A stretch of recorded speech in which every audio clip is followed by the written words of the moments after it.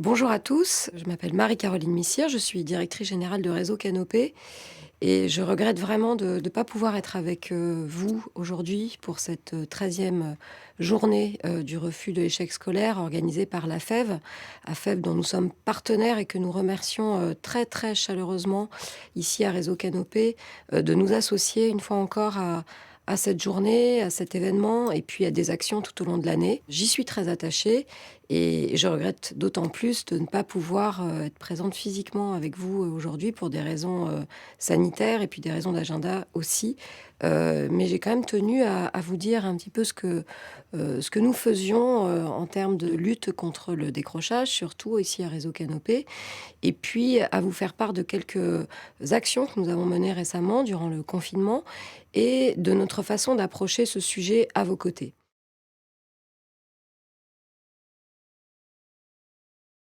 Alors en quelques mots, je crois que la question de la lutte contre le décrochage scolaire pose surtout la question du lien avec l'enfant, du lien entre l'enseignant et les parents. Et ce lien-là, on l'a bien vu pendant la période de confinement, le défi, c'était d'arriver à le maintenir, voire à le consolider malgré la distance et malgré l'absence d'école.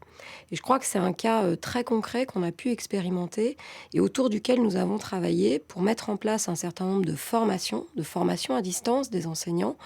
pour les aider à réinventer ce lien malgré la distance, à accompagner des élèves en difficulté, à lutter dans ces circonstances tout à fait inédites et exceptionnelles, dans cette crise, contre les risques de décrochage scolaire particulièrement élevés du fait du confinement. Et ces actions de formation, elles ont trouvé un certain succès, un certain écho. Ce sont ce qu'on appelle de l'auto-formation, des webinaires d'une heure et demie sur différentes thématiques, de la personnalisation du lien avec l'élève, de la remédiation, de la gestion de l'hétérogénéité scolaire, tous ces défis, ces champs que vous investissez aussi au cours de ces journées dans vos réflexions. Voilà quelques exemples de thématiques que l'on a proposées en formation aux enseignants avec des experts, avec des chercheurs, avec des inspecteurs généraux qui intervenaient dans ces webinaires. Et je crois que le moment où l'on se trouve aujourd'hui, à la fois dans une crise sanitaire tout à fait inédite et qui continue,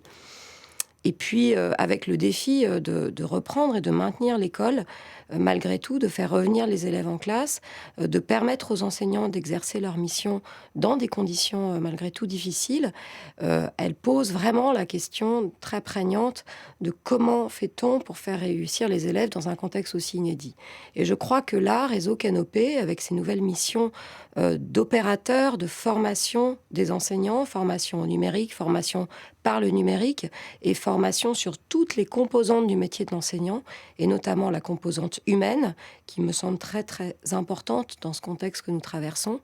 Voilà, Réseau Canopé est en mesure de rendre ce service aux enseignants, d'être au plus près de leurs préoccupations pour leur permettre de travailler la question du lien, de travailler les compétences psychologiques qu'ils ont à déployer auprès de leurs élèves, parce que le décrochage scolaire se joue d'abord dans ce rapport qu'on a à l'école. Et je crois que tisser ce lien de confiance avec l'enfant, tisser ce lien de confiance avec les parents, dans ce contexte, encore plus dans lequel nous sommes, c'est vraiment une condition de réussite. Et c'est ce que je voulais vous dire aujourd'hui. Je le fais de manière un peu plus ramassée que si j'avais été avec vous. Et j'espère en tout cas que voilà, ces quelques mots vous permettront d'aller découvrir nos formations sur Canotech, le site que nous avons lancé. Et puis surtout, d'accentuer, d'approfondir encore un peu plus notre partenariat avec la FEV autour de cette thématique de la lutte contre le décrochage qui nous tient particulièrement à cœur et qui me semble absolument incontournable dans le contexte de crise que nous traversons aujourd'hui. Je vous souhaite de très très bons échanges. Merci à tous pour votre écoute et encore voilà, mes plus vifs regrets de ne pas être avec vous aujourd'hui.